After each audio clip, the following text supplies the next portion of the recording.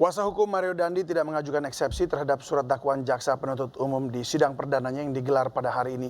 Lalu seperti apa tanggapan dari pihak David terkait hal tersebut? Kita telah terhubung dengan kuasa hukum David, Muhammad Hamzah. Selamat malam, Bang Hamzah. Selamat malam, Bang David. Ya, Bang, apakah menurut Anda ini dakwaan jaksa terhadap Mario sudah benar seluruhnya atau sudah sesuai dengan yang diharapkan pihak keluarga? Iya, mengenai dakwaan jaksa tadi pagi yang kita sama-sama dengarkan, dakwaan itu sudah sesuai dengan apa yang keluarga dan kita semua inginkan.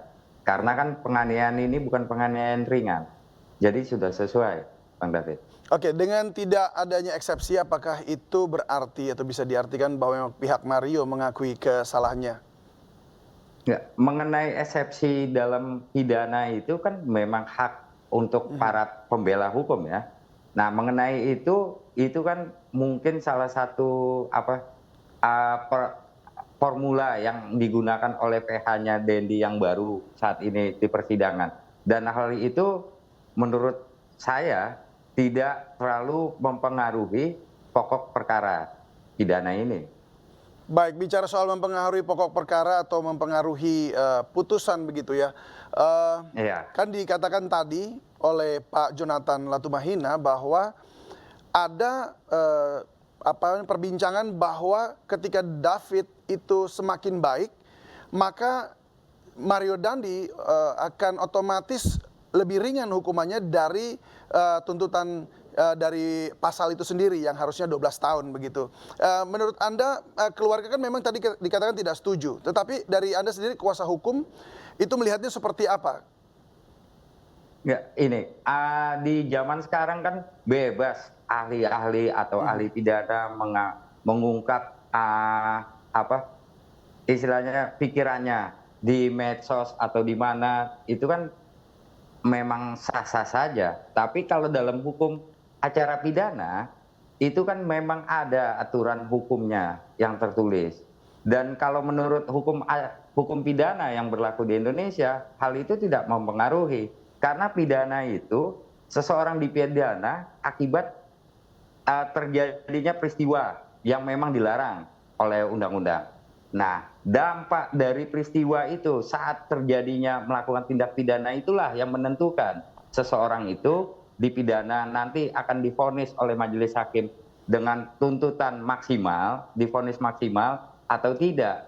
Jadi kondisi Ananda David yang membaik itu tidak akan mempengaruhi karena faktanya terdakwa dalam melakukan tindak pidana penganiayaan itu mengakibatkan luka yang berat. Yang kita semua publik tahu bahwa Ananda David itu koma puluhan hari dan itu sudah cukup. Nah, mengenai korban yang istilahnya membaik, ya itu kan di luar setelah terjadinya tindak pidana. Saya juga mendengar bahwa ada ahli pidana yang bilang kalau pembunuhan ternyata korbannya tidak mati, kan tidak jadi pasal pembunuhan. Ya, itu benar kalau untuk pembunuhan. Kalau untuk penganiayaan tidak seperti itu. Saat terjadinya penganiayaan, makanya awal dulu kan dikenakan penganiayaan ringan. Itu kita semua sangat kecewa dan protes, sehingga ditambahlah pasal yang saat ini didakwakan tadi pagi. Baik. Karena memang penganiayaan itu kan mengakibatkan luka yang sangat serius. Yang sesuai dengan aturan hukum, yaitu salah satu bentuk penganiayaan berat. Ya. Jadi tidak akan meringankan. Baik, nah itu kan ada pasal berlapis yang dikenakan kepada Mario Dandi begitu ya. Bagaimana Anda membawa perkara ini sehingga dengan bukti-bukti seperti apa untuk memperkuat bahwa akhirnya harus hukuman maksimal begitu?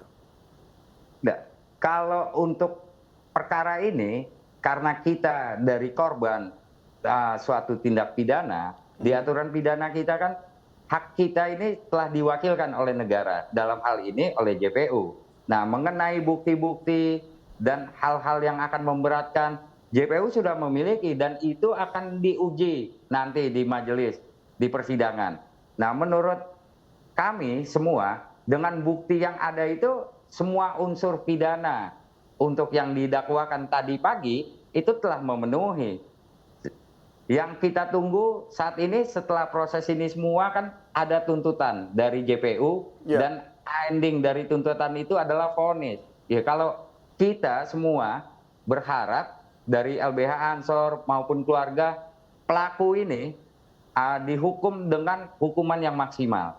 Karena perbuatannya sangat jelas dan kita menyaksikan semua hasil dari perbuatan penganiayaan tersebut. Baik, Bang Hamzah, tadi kan kalau nggak salah di dalam persidangan itu ya, ada hal yang memang kemudian tidak diungkapkan begitu. Apa sih, maksudnya yang tidak diungkapkan itu terkait dengan penyebab dari perlakuan Mario Dandi ini kepada David. Itu apa? Ya, gini, kalau dalam sistem peradilan pidana, semua itu kan memang ada tahap-tahapannya, dan itu semua akan dikupas sebelum proses tuntutan oleh JPU. Seperti tadi pagi kan kita sama-sama mendengarkan agenda berikutnya saksi. Setelah saksi-saksi, bukti, ahli, semua akan dihadirkan di muka sidang, dan hal itulah yang akan digunakan oleh majelis hakim dalam pertimbangan nanti saat putusan pidana ini. Baik, mungkin terakhir singkat saja, bagaimana kondisi David Ozora saat ini? Benarkah dia hanya bisa berjalan selama 6 menit? Ya, kalau kondisi David Ozora, ya seperti tadi pernyataan bapak kandungnya, memang seperti itu.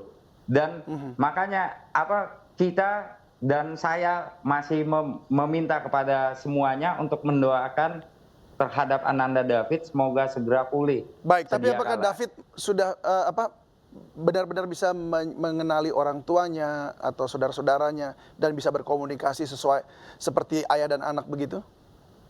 Nah, kalau untuk hal itu saya kurang tahu. Tapi yang Baik. jelas, Ananda David ini masih belum pulih. Baik. Baik, Bang Hamzah, terima kasih banyak sudah berbagi bersama kami Baik. di Terima kasih, iNews Bang Prime. David. Selamat malam dan salam sehat selalu.